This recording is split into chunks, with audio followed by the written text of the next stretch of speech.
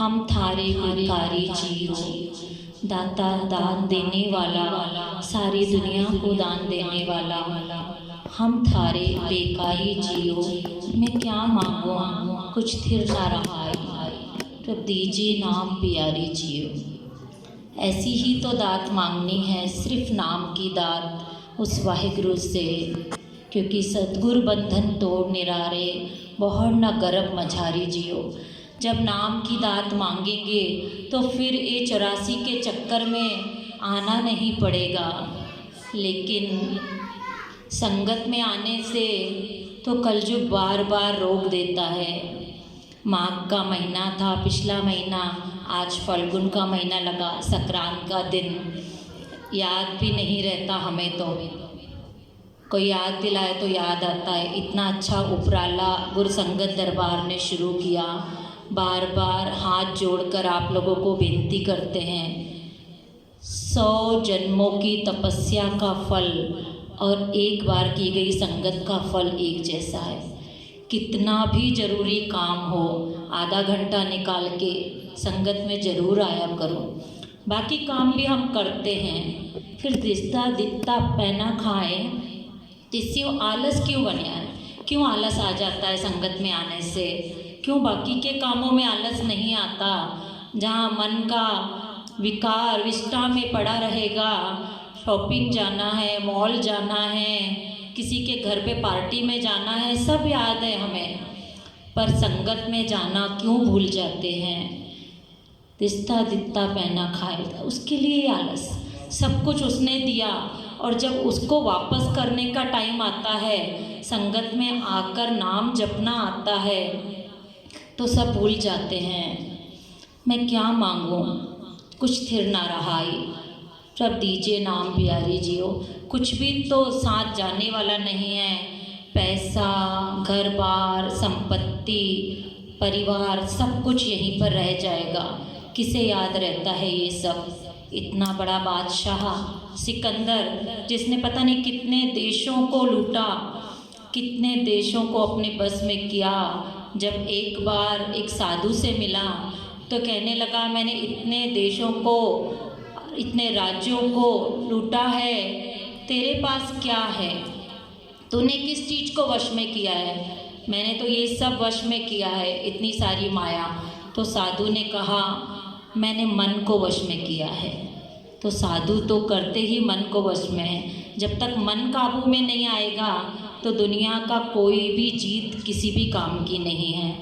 कहने लगा कि इसे सिद्ध करके बताओ। सिकंदर बादशाह, जिसकी तो कहानी हिस्ट्री में चल रही है, सभी सुनते आ रहे हैं।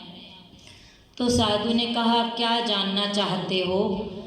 ये देखो मेरे हाथ में एक सुई है, कल हमारी भी मौत होगी, आपकी भी मौत होगी, तो ये सुई मैं तुझे ऊपर मिलूँगा और ये सुई तेरे से ले लूँगा।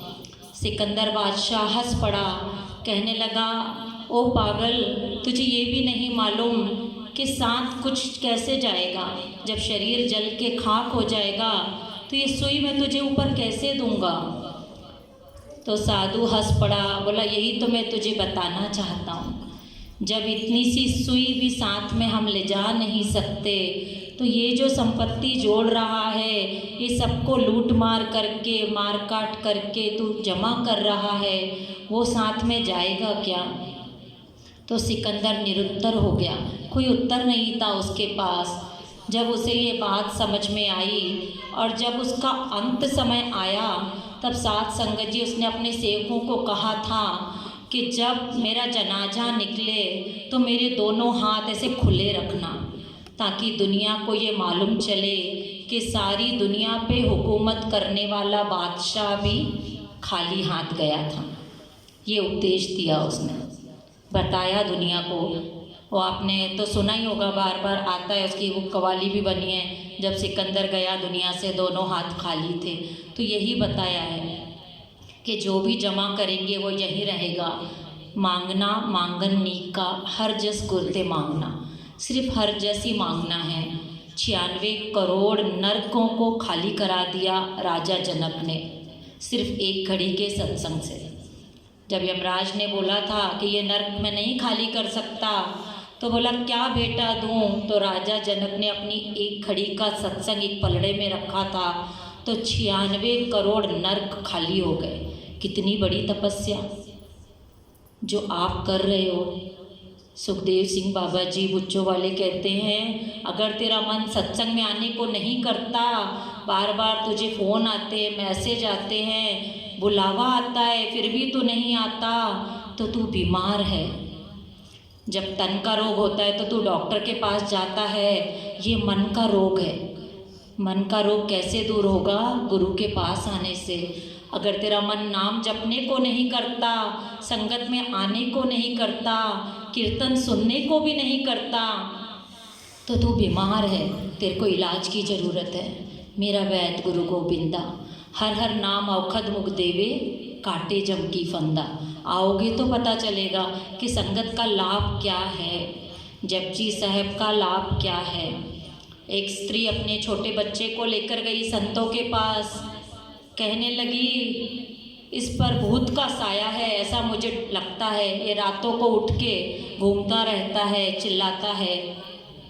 संतों ने पूछा कि इसको जपजी साहब आता है? जवान होता हुआ बच्चा था। ये जपजी साहब पढ़ता है? कहने लगी नहीं। तो कहने लगे जिसे जपजी साहब भी नहीं आता सिख होके, वो तो खुद एक भूत है। जिसे जपजी साहब नहीं आता, जो रोज़ जपजी साहब नहीं पढ़ता, वो तो खुद एक जिन्न है, उसको जिन्न क्या पकड़ेगा। कितना बड़ा तमाचा मारा। हम क्या करते हैं? जपजी साहब की पोथी का यहाँ प्रकाश किया है। उस दिन भाई साहब ने डाला था फेसबुक पे लाइव, सब ने पाठ किया, इतना अच्छा लगा देखकर। रोज़ आया करो, आप घर में जपजी साहब पढ़ो, लेकिन उसका 1 गुना, और गुरुद्वारे में अकेले पढ़ोगे 100 गुना, लेकिन जब संगत में पढ़ोगे एक एक जपजी साहब का 1000 गुना फल है। तो संगत में आने से, गुरुद्वारे इसीलिए बने हैं ना, जहाँ पर आपका मन लगे, किसी एक जुड़ी हुई आत्मा से आपको फल मिलेगा उसका। संतों को एक स्त्री ने सवाल किया, कहने लगी सब हमसे ही करवाते हो, सब भगवान हमको ही बोलता है कि भाई ये भी करो वो भी करो, आप कहते हो ये पाठ करो वो पाठ करो, फिर इतना सब उद्यम हमको करना पड़ता है। जो दूसरे जो लोग हैं निंदा बुराई में लगे रहते हैं, उनको कोई कुछ नहीं बोलता, हम कितना उद्यम करें, कितना पाठ करें। तो संतों ने कहा इसका जवाब हम आपको कल दे देंगे। दूसरे दिन उसके घर पे एक आदमी भेजा जो नशे करता था, जिसके ऊपर कोई यकीन नहीं करता था। उसने जाकर उस स्त्री को कहा कि माता जी मुझे 500 रुपये की बहुत सख्त ज़रूरत है, मुझे चाहिए। तो वो औरत ने उसे भगा दिया, बोली मेरे पास पैसा नहीं है। लेकिन दूसरे दिन जब सुबह संतों का सेवक उसके पास आया और बोला संतों ने कहा है आज गुरुद्वारे में कोई प्रोग्राम है, तो 5000 रुपये आपने देने हैं, आपको वापस मिल जाएंगे। वो दौड़ी गई घर से और 5000 रुपये लाके उनको दे दिए। जब शाम को संगत में आई तो संतों ने कहा कि जब एक आदमी ने तुझसे 500 रुपये मांगे थे, दीन हालत में तो तूने दिए नहीं, और हमने 5000 मंगवाए तो दे दिए।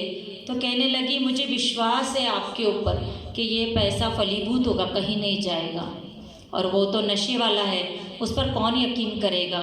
तो संतों ने कहा यही तेरे सवाल का जवाब है। जिस पर गुरु को विश्वास है कि मेरा सेवक यही काम का है, यही नाम जपेगा, यही नाम जपवाएगा, उससे ही वो सेवा लेंगे।